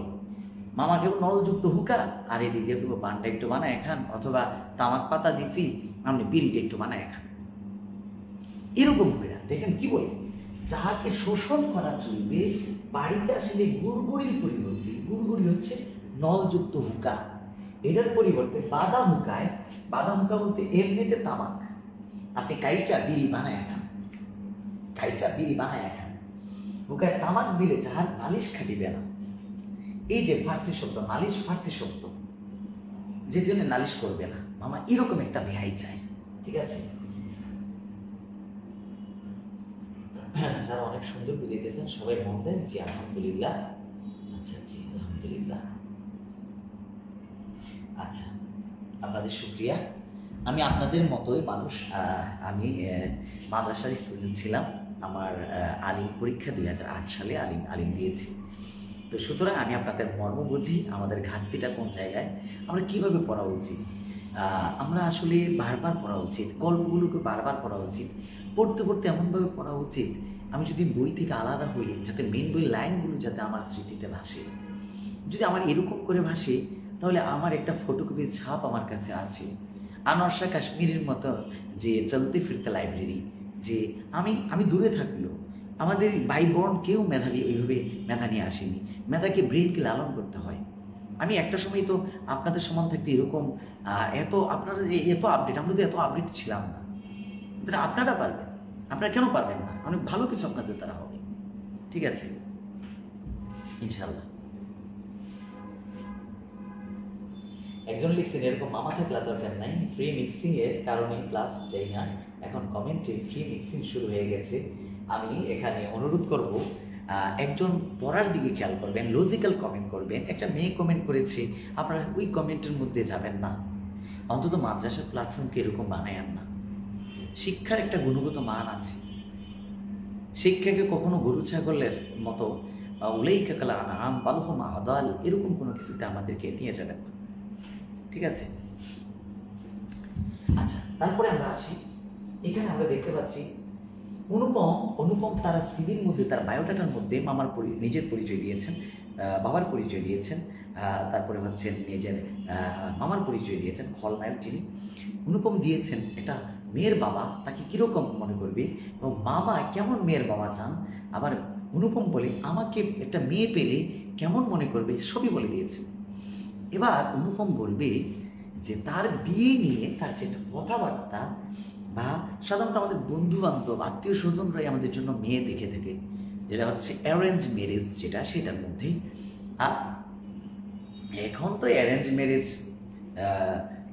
যে মেয়া যে ছেলে মেয়ে রাজি কেয়া করেগা, মানে ফাজি আছে ডাকেগা কাজী, ঠিক আছে? ছেলে মেয়ে রাজি কাজী ডাকো, আর হচ্ছে অন্যরা কি করবে, অসুবিধা নাই, বিয়ে হয়ে যাক। আমাদের মধ্যে এরকমটা আছে আর কি। যে স্যার আপনি কি কাউমিতে পড়ছেন? না, আমি আলিয়াতেই পড়েছি। আচ্ছা, এবার আসি আমার বন্ধু হরিশ। এই যে বন্ধু হরিশ কানপুরে কাজ করে, অনুপমরা সিটিতে থাকে কলকাতায়, আর অনুপমের বন্ধু কানপুরে, ইন্ডিয়ার একটা জায়গা কানপুরে জব করে। সে ছুটিতে কলিকাতায় আসিয়া আমার মন উতলা করিয়া দিল। এই উতলা বুঝো, মানে এমন কিছু কথা কইছে, আমি তো একেবারে বাতাসে ভুলতাছি, আকাশের দিকে তাকাইছি, মনে হয় কোনো মেয়ের ছবি আসতেছে, বাতাসে এসে গায়ে লাগছে, মনে হয় মেয়েটার পরশ গায়ে লেগেছে, আর গাছের পাতা মরমর করে বেজে উঠেছে, মনে হয় মেয়েটা কথা বলেছে। অর্থাৎ বাতাসে তাহার নিঃশ্বাস, তরু মরমরে তাহার গোপন কথা। অর্থাৎ মেয়ের স্বপ্নে বিভোর, পানি খাচ্ছে, মনে হয় গ্লাসে বুঝে আমার প্রিয়া ভেসে উঠল। এই যে ঘুম ভেঙে যাওয়া, অর্থাৎ যে যৌবনের প্রথম বয়সে যেমন হচ্ছে অপোজিট লিঙ্গের প্রতি যে একটা মানুষের কিউরিসিটি থাকে, সেটা যেটা সূরা নিসার মধ্যে আছে। আল্লাহ তাআলা বলেছেন বিসমিল্লাহির রহমানির রহিম, যুইনা লিন-নাসি হুব্বুশ শাহওয়াতি মিনান নিসা, আমি নারীদেরকে মোহনীয় করে সৃষ্টি করেছি। তো অনুপমের মধ্যে এরকম মোহনীয়তা একটা বিষয় ছিল। সে আমাকে নারীর বিষয়ে, আমার অপোজিট লিঙ্গের বিষয়ে আমাকে উতলা করে দিয়েছে। সে বলল ওহে হচ্ছে আল হারফুন নেদাও, ওহে ইয়া ইয়া হায়া আল হারফুন নেদা। যে মেয়ে যদি বলো, মাইয়া যদি কস বেটা একটা, তো একটা খাসা মেয়ে আছে, তোমরা এখানে নেগেটিভ ভাবার কিছুই নেই। খাসা শব্দটা হচ্ছে ফার্সি শব্দ, যেটা তার বুঝে বংশগুণে উৎকৃষ্ট ভালো একটা জাক্কাস মেয়ে আছে। এখানে খাসা শব্দটা ফার্সি, তো মেয়ে যদি বলো তবে একটা খাসা মেয়ে আছে। আচ্ছা, যার জন্য বিয়ে খোঁজা হচ্ছে তাকে যদি ওই সময় এই নিউজটা দেওয়া হয়, আর আগে তো তোমার এই যে 20-22 বছর 23 বছরের যে বয়সটা, সেটা তো হচ্ছে বিয়ের বয়স। তো এই জন্য বলে এই কথাটা শোনার পরে অনুপম তো মনে করো যে নিজে কাতুকুতু দিতেছে, খুশিতে মনে হয় হচ্ছে সে কাঁঠাল দিয়ে শরীর চুলকাইতেছে, এমন এক অবস্থা হয়েছে অনুপমের, ঠিক আছে? জি, আমাদের ক্লাস শেষ হবে কখন? আর কিছুক্ষণ পরে, 5 মিনিট পরে ক্লাস শেষ হবে। জি, আলহামদুলিল্লাহ। আপনাদের আরো কিছু জানার থাকলে বলেন। আপনারা যতটুকু পড়িয়েছেন ততটুকু বুঝছেন কিনা? আরো 2 প্যারা আমি পড়াবো ইনশাল্লাহ। 2 প্যারার পরে ক্লাসটা শেষ হবে ইনশাল্লাহ। অর্থাৎ আপনাদেরকে আমি এই বছরের এই যে প্রত্যেকটা পার্টের, প্রত্যেকটা প্যাকেজের প্রত্যেকটা হক আল্লাহ যদি আমাকে বাঁচিয়ে রেখে সুস্থ রাখে, পুঙ্খানুপুঙ্খভাবে কিভাবে আপনারা ভালো করবেন, আমি সব বিষয় আপনাদেরকে দেখাশোনা করবো ইনশাল্লাহ। যদি আল্লাহ আমাকে সেই তৌফিক এনায়েত করে, দোয়া করবেন যাতে আমি সুস্থ থাকি, ঠিক আছে? এই বিষয়টি আরে মেয়ের প্রতি অনুপমের কত ভাবনা, ঠিক আছে? আচ্ছা, এবার আসেন, কিছুদিন পূর্বে অনুপম এবার বলতেছে হরিশ যে আমাকে কথাটা বললো, তাহলে আমার তো মেয়েটাকে নিয়ে ভাবার একটা ফ্রি টাইম লাগবে। আমি তো ফ্রি টাইমের মধ্যে আছি, অনার্স মাস্টার্স পাস করেছি, বাবার অডেল সম্পত্তি আছে, মডেল করে চলবো, খাবো, সুতরাং আমার অন্য কোনো চিন্তা, বাজারে সে চিন্তা নাই, মামা বাজার করে, কাপড় চোপড়ের চিন্তা নাই, মামা বাজার করে, আমি কাপড় মামার পছন্দে করি, সুতরাং আমার চিন্তা হচ্ছে মেয়েটাকে নিয়ে ভাবা। হঠাৎ করে খাইতে বসে সে কল্পনায় চলে গেছে, হঠাৎ হচ্ছে ঘুরতে গেছে নদীর পাড়ে, কল্পনায় চলে গেছে। অর্থাৎ তার সারা জীবনটা হচ্ছে এই তার পাত্রী বা ওই যে মেয়ে, যদি বলি সে একটি খাসা মেয়ে আছে, ওইটাতে বিভোর হয়ে গেছে। কিন্তু বলেন তো, মেয়ে টাইপের সে কেঁকে দেখছে, মানে আমি এটাকে বলতে চাই পাগলের সুখ মনে মনে, সে পাগল হয়ে গেছে অনেকটা। আচ্ছা, কিছুদিন পূর্বে MA পাস, MA এর ফুল মিনিং হচ্ছে মাস্টার্স অফ আর্টস, তার মানে সে আর্টস গ্রুপের মাস্টার্স করছে কোন একটা সাবজেক্টে, পাস করিয়াছে। সামনে যতদূর পর্যন্ত দৃষ্টি চলে ছুটি ধুধু করিতেছে। ধুধু বলতে বোঝায় শূন্যতা, মানে গ্যাপ আর গ্যাপ, ভ্যাকেশন আর ভ্যাকেশন, ছুটি আর ছুটি, এর মধ্যে আর কোনো ঝামেলা নাই। পরীক্ষা নাই, উমেদারি নাই। পরীক্ষা বলতে বোঝাচ্ছে আমার অন্য কোনো এক্সাম নাই, আমি মাস্টার্স পাস করেছি, হয়তো এরপরে আছে ডিগ্রি, ডক্টরেট, এমফিল আর ডক্টরেট। উমেদারি নাই, উমেদারি বলতে চাকরি পাওয়ার একটা তাগাদা, এই উমেদারি নাই আমার মধ্যে। চাকরি নাই, নিজের বিষয়ে দেখিবার চিন্তাও নাই, শিক্ষাও নাই, ইচ্ছাও নাই। দেখে নিজে দেখার চিন্তা নাই, তার বিষয়ে চিন্তা করে কে? মামা। শিক্ষা নাই মানে মাস্টার্স পাস করছে, আর কি শিখব, আর পড়ার ইচ্ছা নেই। শিক্ষা নাই আর ইচ্ছাও নেই, মানে MA পাস করছে আর ইচ্ছা নেই। এবার আসো, তাহলে থাকার মধ্যে কে আছে? থাকার মধ্যে ঘরে ঢুকলে মা, বাইরে গেলে মামা, মানে দুইজনে তার জীবনের সব। ঘরে এলে মায়ের কথায় উঠে বসে, বাইরে গেলে মামার কথায় উঠে বসে, এইটা হচ্ছে তার জীবন। এই যে প্যারাটা বলে, এই প্যারাটা সবচেয়ে এই উপন্যাসের মধ্যে ইন্টারেস্টিং একটা বিষয় হচ্ছে এই প্যারাটা। এই দুই প্যারাটা বলে আমি শেষ করব। এর মধ্যে আপনারা কোনো কিছু জানতে চেয়েছেন কিনা সেটা একটু দেখি, যে এতক্ষণ যে পড়িয়েছি বুঝেছেন কিনা এটা একটু দেখতে চাই, এতক্ষণ আমার কথাগুলো বুঝছেন কিনা, বা যা বলেছি নতুন কোনো কিছু জানার আছে কিনা একটু কমেন্ট করেন, দেখি আপনাদের।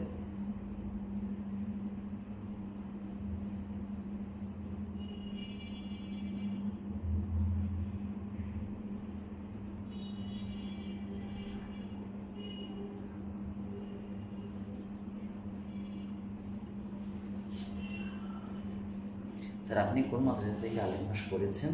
নূর মোহাম্মদ এটা আলিম, জি। মিসবাউল হক, আমি হচ্ছে নোয়াখালী কারামতিয়া থেকে দাখিল পাস করেছি, নোয়াখালী কারামতিয়া, চন্দ্রজ কারামতিয়া, একটা সময়টা অনেক নাম যশ ছিল। তারপরে হচ্ছে আমি সারসিনা বা শশিনা মাদ্রাসা, আলিয়া মাদ্রাসায় পিরোজপুর, ওইখানে হচ্ছে আমার আলিম কেটেছে 2008 সালে। সিডোরের সময় আমি ওইখানটায় ছিলাম আর কি, ওইখানটায় পড়াশোনা করেছি আর কি, জি।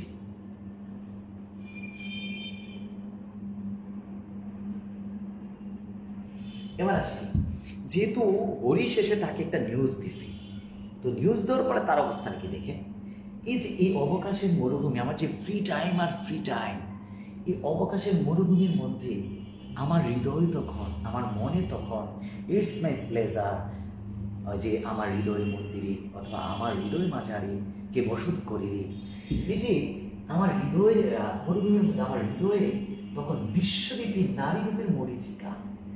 এই নারী রূপের মরিচিকা, মরিচিকা মানে আমার দেখা যাচ্ছে আছে কিন্তু নাই, আমি যেদিকে তাকাই খালি হচ্ছে এই হরিশরী কথা। মেয়ে যদি বলিস একটি খাসা মেয়ে আছে, আমি মেয়েকে কল্পনা করছিলাম যে নারী রূপের মরিচিকা, কল্পনাতে নারী আছে, বাস্তবে নেই, পাগলের সুখ মনে মনে, ঠিক আছে? আচ্ছা, এরপরে দেখি কি লিখেছেন আবু ওবায়দা। ও আচ্ছা, আমি এত বলি স্যার কি পড়ায়, ভাই কোথায় কোনো কিছু পাই না। আচ্ছা, অনুপমের জীবনটা অতিষ্ঠ ঘরের ভিতরে গেলে মায়ের শাসন, বাইরে মা। স্যার পুরো গল্প শেষ করবেন না? যে পুরো গল্প তো আজকে শেষ করব না, স্যারকে নিয়ে যে বাসায় নাকি, যে আমি আমার নিজ ক্লাসরুমে আচ্ছা নিজের অবস্থায় আছি। জি জি, নিজের কোনো চিন্তা ধারণা আছে, কোনো যোগ্যতা নেই মায়ের শাসন করা, মায়ের দুঃশাসনের জন্য অনুপমের কোনো অস্তিত্ব অনুপমের মধ্যে নাই, অস্তিত্বহীন হয়ে পড়েছে জিন্দা মানুষ মরা লাশের। জি জি, নাজমুল হাসান জিন্দা মানুষ মরা লাশের মতো করে। তাই এবার বলি দেখেছি আকাশে, এবার বলি এই যে নারী রূপের মরিচিকাটা বোঝাচ্ছে এটা কিরকম। আকাশে তাহার দৃষ্টি, ওই যে মেঘমালা উড়ে যাচ্ছে, মনে হয় মেঘের উপরে মেয়েটি বসে আছে নববধূ রূপে। আকাশে তাহারে দৃষ্টি, বাতাসে তাহারে নিঃশ্বাস, যখন গায়ে বাতাস লেগেছে মনে হয় মেয়েটির নিঃশ্বাস এসে আমার গায়ে লেগেছে। যে বাতাসে তাহার নিঃশ্বাস, আর তরু মর্মরে তাহার গোপন কথা, আর গাছের পাতার মর্মর শব্দের মধ্যে মেয়েটির কথা, তরু মর্মরে তাহার গোপন কথা। এবার আসো, যখন আমার মধ্যে এই কন্ডিশন চলতেছে, এর মধ্যে আগুনে ঘি ঢেলে দিয়েছে হরিশ। হরিশ বলে মেয়ে যদি বলিস একটি খাসা মেয়ে আছে, এমন সময় হরিশ আসিয়া বলিল মেয়ে যদি বলো তবে একটি খাসা মেয়ে আছে, মানে বংশগুণে চেহারা সুরতে অনেক ভালো একটি সুন্দর মেয়ে আছে। আর এইটা শোনার পরে তো মাসাল্লাহ আমার নিজে কাতুকুতু দিতে ইচ্ছা করতেছে, না জানি আমার লাগে কত ভালো একটা মেয়ে আছে। আমার শরীর মন বসন্ত বাতাসে, আমার শরীর মন বসন্ত বাতাসে বকুল বনের নবপল্লব রাশির মতো কাঁপিতে কাঁপিতে আলোচনায় বনিতে লাগিল। এই যে বসন্ত বাতাসে বকুল বনের নবপল্লব রাশির মতো কাঁপিতে কাঁপিতে আলোচনায় বনিতে লাগে। এটা একটা ইন্টারেস্টিং বিষয়, আমি একটু বলি, ব্যাখ্যা দিয়ে বলি। দেখেন, বকুল গাছ দেখছেন আপনাদের প্রতি কেউ? যখন বসন্ত আসে, শীতের পরে আর কি বসন্ত আসে, বকুল ধরে, বকুল ফুল ঝরে, বকুল ধরে, তখন বকুল গাছের পাতাগুলো, বকুল গাছের নিচে বসন্ত যখন বকুল ধরবে আর কি, আপনি দুপুরবেলা দাঁড়াবেন 12টার দিকে, সূর্যটা যখন বকুল গাছের উপরে, তখন দেখবেন সূর্যটা বকুল গাছের মানে পাতার মাছ দিয়ে সূর্যের আলোর ফোঁটা পড়ে আছে নিচে। আর এই সময় যদি একটু হালকা বাতাস আসে, তখন দেখবেন কি জানেন, বাতাসে বকুল গাছের পাতাগুলো নড়তেছে, আর নড়ার কারণে উপর থেকে যে সূর্যের আলোগুলো পড়তেছে, ফোঁটাগুলো, সেগুলো কখনো আলো হয়, কখনো শেডো হয়, কখনো আলো হয়, শেডো হয়। তো আমার মনের মধ্যেও বকুল বনের নবপল্লব রাশির মতো, নতুন পাতার মতো কাঁপতে কাঁপতে আলো ছায়া বুনতেছে, মানে আছে নাই, নাই আছে, মেয়েটাকে কল্পনায় আনতে পারতেছি না। আমার মনের মধ্যে এরকম একটা ভাব। হরিশ মানুষটা রসিক, মানে তার জিহ্বার মধ্যে রস আছে, যে রস দিয়ে বর্ণনা করিবার শক্তি তাহার ছিল। আর আমার মন ছিল তৃষার্ত, তৃষ্ণা যুগৃত, তৃষা যুগৃত, তৃষার্ত, যে দোষ কস না মায়েরা কিরকম, কোন ক্লাসে পড়ে, ঠিক আছে, হাইট কদ্দুর, এই টাইপের খালি বন্ধুর খালি একটা মতনে খোঁজাইতো, বন্ধু বলিস না কিরকম।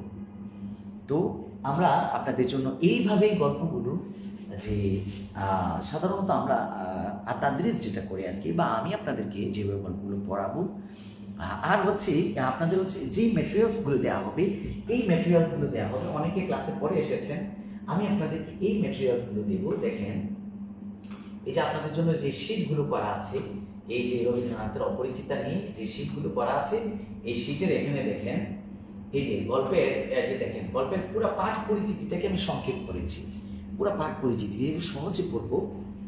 অপরিচিতা প্রথম প্রকাশিত হয় মাসিক সবুজপত্র পত্রিকার এত সংখ্যায়। প্রথমে এটা গ্রন্থভুক্ত হয়েছে গল্প সপ্তকে, পরে অন্তর্ভুক্ত হয়েছে গল্পগুচ্ছের তৃতীয় খণ্ডে। গল্পগুচ্ছের মধ্যে 95টি ছোট গল্প আছে এটা। আর অপরিচিতার রূপটি কল্যাণের এই গল্পের নায়িকা। যৌতুকের বিরুদ্ধে নারী পুরুষ সম্মিলিত প্রতিরোধ, মেয়ের বাবা এবং মেয়ে এইটার বিরুদ্ধে দাঁড়িয়েছে। অপরিচিত গল্পটি উত্তম পুরুষের জবানে বর্ণিত, ওয়াহিদে মুতাকাল্লিম বা ফার্স্ট পার্সনের জবানে বর্ণিত। গল্পের কথক অনুপম, গল্পের নায়ক তিনি। অনুপম গল্পের নায়ক। অপরিচিতা হচ্ছে মনস্তাপে ভেঙে পড়া এক ব্যক্তিত্বহীন যুবকের স্বীকারোক্তির গল্প। মনস্তাপে ভেঙে পড়া এক ব্যক্তিত্বহীন যুবকের গল্প। পুরো পাঠ পরিচিতি থেকে ফিল্টারিং করে যেই কথাগুলো দিয়ে প্রশ্ন হতে পারে সেগুলো এনে দিয়েছি। এবার দেখেন এই অপরিচিতার চরিত্রগুলো কে কে এখানে। অনুপম গল্পের নায়ক, কল্যাণী অপরিচিতা বা নায়িকা, শম্ভুনাথ হচ্ছে কল্যাণীর বাবা, শম্ভুনাথের উকিল বন্ধু, মামা অনুপমের মামা, নাটের গুড় মানে হচ্ছে গিট্টুবাজ, ধোকাবাজ, ধান্দাবাজ, পোল্টিবাজ। 6 নম্বর অনুপমের মা, এরপর হচ্ছে হরিশ বিনু দাদা, অনুপমের পিস্তুত ভাই অর্থাৎ হচ্ছে ফুফাতো ভাই, আর সেকরা স্বর্ণকার। কোন কোন দেবীর নাম আছে? কলকাতা, কানপুর, কোন্নগর, আন্দামান, হাবড়াপুর, বাংলাদেশ, এই কথাগুলো আছে। এরপরে আমি যদি একটু নিচে যাই, গল্পটা এখানে দাগ দিয়ে বিভিন্ন কালারফুল করে তোমাদেরকে শীটগুলো দেওয়া হবে, এরপরে এইখানটা একটু আসে, গল্পটাকে কিভাবে মানে হচ্ছে বিন্যাস করা হয়েছে, শিরোচ্ছেদ করা মানে হচ্ছে ব্যবচ্ছেদ করা হয়েছে, ব্যবচ্ছেদ মানে যা যা থাকবে আপনারা এই ফাইলগুলো আপনাদেরকে দেওয়া হবে। এই এখানে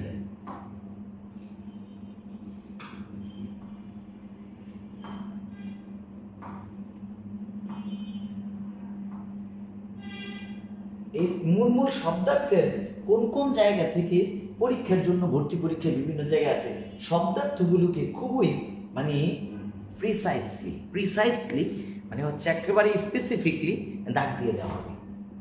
এরপরে দেখেন এখানে কি ফাইল আছে একটু দেখেন, আমি যেই জায়গাটায় নিয়ে যেতে চাচ্ছি এখানটায়, এই যে দেখেন আপনারা এই যে বিষয়টা প্রতিটা লাইন টু লাইন এখানে তুলে দেওয়া হয়েছে, প্রতিটা লাইন টু লাইন। গল্প লেখাকালীন অনুপমের বয়স কত? দেখেন গল্পের লেখাকালীন 27, যখন বিবাহ করতে গেছিল তখন বয়স কত? 23। আবার যে এই জায়গায় দেখেন বিবাহকালীন মায়ের বয়স কত ছিল? 15, মেয়ের বয়স। আর যখন গল্প লিখছে তখন মেয়ের বয়স কত? এখানে ছিল 27 আর 15, 4 বছর পরে গল্প লিখতেছে 23, তাহলে মেয়ের বয়স কত হবে? 19। আচ্ছা, ট্রেনে 1 বছর পরে কল্যাণীর সাথে দেখা হয়েছিল, তখন অনুপম বলেছিল, তখন অনুপমের বয়স হচ্ছে 24-25 বছর, তাইলে অনুপমের 24-25 হইলে এখানে ছিল 23 পর 24-25, তাহলে এখানে আছে 15, তাহলে হবে কত? 16-17। আর অনুপম বলছে তার মামা তার থেকে 6 বছরের বড়, তাহলে যখন গল্প লিখতেছিল তখন মামার বয়স কত ছিল? ওর যদি 23 হয় মামার বয়স ছিল কত? আর গল্প লেখার সময় 29, বিবাহের সময় 29, গল্প লেখার সময় 33।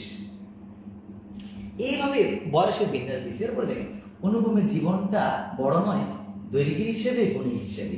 পণ্ডিত মশাই অনুপমকে বিদ্রুপ করতো শিমুল ফুল মাকাল ফলের সাথে তুলনা করে। এবার অনুপম বলে, যদি জন্মান্তর থাকে তবে আমার মুখের শুরু আর পণ্ডিত মশাইয়ের বিদ্রোহ আবার যেন অঙ্কুরে প্রকাশ পায়। অনুপমের পিতা এককালে গরিব ছিলেন, কি করতেন? ওকালতি করতেন। এইভাবে প্রত্যেকটা লাইন থেকে গুরুত্বপূর্ণ তথ্য তুলে ধরা হয়েছে। জি, দেখি তো আপনাদের কমেন্ট একটু পড়ি। অনুপম তারপরও তো খুশি এত কিছুর পরেও। জি, হরিশকে তার বন্ধু। অনুপমের জীবনটা সিদ্ধান্তহীনতা ভরা আর মরিচিকার মতোই হয়ে গেছে। জি, খাসা মেয়ে মানে কি? এটা তারা কি তার সৌন্দর্য বুঝিয়েছে? না, খাসা মেয়ে হ্যাঁ সৌন্দর্য আছে, বংশগুণ উদ্দেশ্য, এটা ফার্সি শব্দ, উৎকৃষ্ট বোঝায়। উৎকৃষ্ট এটা বডিলি হতে পারে, এটা বংশগত হতে পারে, বা আচরণগত হতে পারে, অর্থাৎ উৎকৃষ্ট। পিডিএফ দেওয়া হবে? জি, শিটের পিডিএফ দেওয়া হবে। আচ্ছা, হোয়াটসঅ্যাপ দিবেন এগুলো স্যার? জি, আমাদের যে পার্সোনাল এডমিটেড স্টুডেন্ট আছে তারা সেগুলো পাবে। কে কে বলতেন স্যার আপনার ফেসবুক আইডিটা দেওয়া যাবে? আমার ফেসবুক আইডি দেওয়া যাবে, কেন যাবে না? আমার হচ্ছে ফেসবুক আইডি, আপনাদের যে হোয়াটসঅ্যাপ গ্রুপ থাকবে ভর্তির, তো আমি সেখানে আমি দিয়ে দেব আমার ফেসবুক আইডি। মোহাম্মদ সাইফুল ইসলাম পুরোটা লিখলে হবে। আমারটা হচ্ছে আমি একটু না হলে আমি আমার ফেসবুক আইডিটা আমি একটু কমেন্ট করে আমি আপনাদের এখানে দিয়ে দিচ্ছি। আপনারা যদি কেউ যুক্ত হতে চান আর কি, যেমন একজনে চেয়েছেন আমি তারটা দিয়ে দিচ্ছি। আরও কোনো কিছু আপনাদের জানার আছে কিনা সেটা বলেন। আত্মাদ্রিস বরাবর আপনাদেরকে ডিফারেন্ট কিছু দিবে, আশা করি আত্মাদ্রিস থেকে আপনারা ভালো কিছু পাবেন। তো আপনারা সেই পর্যন্ত আশা করি আমাদের জন্য আমাদের এই ভর্তি হয়ে, আশা করি ভর্তি হলে অসাধারণ কিছু জিনিস আপনারা পাবেন, অসাধারণ কিছু আপনাদেরকে ধরে ধরে ভেঙে ভেঙেই ইনশাল্লাহ পড়ানো হবে। আমি আমার আইডি লিঙ্কটা দিয়ে দিচ্ছি, যারা যারা চেয়েছেন আর কি আমি তাদেরকে দিয়ে দিচ্ছি। আমি সহজ সরল মানুষ, আমি কোনো বিখ্যাত মানুষ নই, সোজা পথে হাইটা যাই, ডাল দিয়ে ভাত খাই, এমনই একজন মানুষ। প্যাচগোজ, আমার কোনো million million lakh lakh follower নেই। আমি আত্মপ্রচার আসলে অতটা পছন্দ করি না। আমি নিজেকে সংকীর্ণ বলতে এই বেশি প্রচার হয়ে একবারে ভাইরাল হয়ে আমি থাকতে চাই না। ভাইরাল একটা রোগ যেটা আল্লাহর কাছে ক্ষমা চাই। আমাদের দুনিয়ার লোভে যাতে আমি পরকাল না হারাই। আমাদের একটা বিষয় মাথায় রাখতে হবে, দুনিয়ার লোভে যাতে আমরা পরকাল না হারাই, এটা হচ্ছে আমাদের জীবন। আমি ফেসবুক আইডিটা আমরা দিয়ে দিচ্ছি এই রিপ্লে।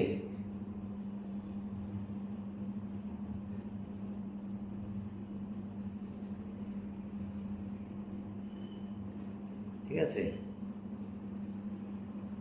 স্যার, সবগুলো আমার পিডিএফ পাবো না? ইনশাল্লাহ জি পাবেন স্যার।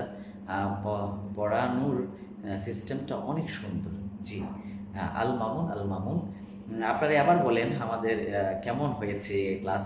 আপনাদের থেকে বিদায় নেওয়ার আগে আপনাদের একটু সর্বশেষ ভিউটা জেনে আমি আমার ক্লাস থেকে বিদায় নেব। বেঁচে থাকলে দেখা হবে। মানুষ বেঁচে থাকলে মানে হচ্ছে বদলায়, কারণে বদলায়, আর মরে গেলে পচে যায়। আমি চাই না বেঁচে থাকতে অকারণে বা বদলাতে। আপনাদের মতো সহজ সরল মানুষের সাথে আমি থাকতে চাচ্ছি আর কি। যে আরও অনেকে প্রশ্ন করেছেন, জি স্যার মেহরবানি করে আপনার আইডি লিঙ্কটা আমাকে দিয়ে, আমি দিয়েছি। আপনারা আমাকে, আমি সারাদিন একটু ব্যস্ত মানুষ, আমি 10 থেকে 12 ঘন্টা প্রতিদিন ক্লাস নিই অফলাইনে। আমি 10 থেকে 12 ঘন্টা ক্লাস নিই। আমি অফলাইনের মানুষ, আমি কখনো অনলাইনে ভাইরাল রোগের আক্রান্ত আমি হতে চাই না। আল্লাহ আমাকে সেটা থেকে হেফাজত রাখুক, ঠিক আছে? আপনারা অল্প মুষ্টিমেয় মানুষ আমাকে ভালোবাসলেই হবে, দুনিয়ার কেউ না ভালোবাসলে হবে, মহান রব আমাকে ভালোবাসলে হবে। আচ্ছা জি, আর কেউ আছেন কিনা? জি আলহামদুলিল্লাহ ভালো। আমি এসব বিষয়ে জানতে চাচ্ছি ক্লাসটা কেমন উপভোগ করেছেন, এইটুকু আর কি। তো আশা করি আপনাদের চাহিদা আমি ইনশাল্লাহ পূরণ করব। এটা আপনাদেরকে নিরাশ করব না ইনশাল্লাহ, যদি আল্লাহ চাহে। আর তাদরিস কখনো আপনাকে নিরাশ করবে না, ঠিক আছে ইনশাল্লাহ।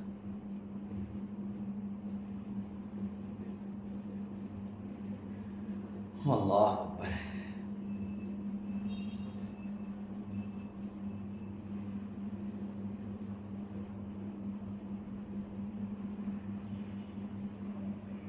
সংগ্রামী যুবক, জি স্যার খুব উপকৃত ক্লাস করিয়েছেন, আপনার জন্য দোয়া রইল। ইটস মাই প্লেজার, আলহামদুলিল্লাহ, শুক্রিয়া। তোমার জন্য, সংগ্রামী যুবকের জন্য এমডি আমিনুল, আলহামদুলিল্লাহ অনেক ভালো লাগলো, আলহামদুলিল্লাহ। তোমার প্রতিও মহান রবের কল্যাণ কামনা করছি। নিঝুম রাত্রি তিনি স্টার মার্ক দিয়েছেন। ইটস মাই প্লেজার, আলহামদুলিল্লাহ, শুক্রিয়া। মহান রব আপনাদের সেবায় আমাকে আরও হিকমা দান করুক, আমি সেই প্রত্যাশাই করছি।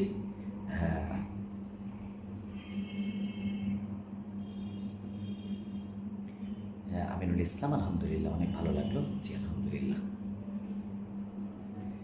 তো আরেকটা দ্বিতীয় বছর ক্লাস হবে খুব শীঘ্রই, 1-2 দিন পরেই। আমাদের একজন তাদরিসের শিক্ষক, উনি অ্যাক্সিডেন্ট হয়েছেন, আপনারা তার জন্য দোয়া করবেন।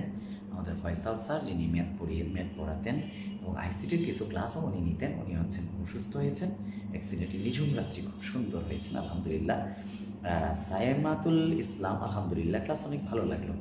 জি, আপনাদের কমেন্ট, আপনাদের ভালো লাগা আমাদেরকে অনেক দূর এগিয়ে যেতে সহযোগিতা করবে এবং তাদরিস আপনার কল্যাণে কাজ করবে সবসময় ইনশাল্লাহ। আর তাদরিসের সাথে আপনাদের বন্ধু বান্ধব আশেপাশে যারা আছে সবাইকে ইনক্লুড করে নেবেন। দেখেন, একটা সাবজেক্ট আপনি পড়ছেন মাত্র 100 টাকায়, একটা সাবজেক্ট পড়ছেন 100 টাকায়।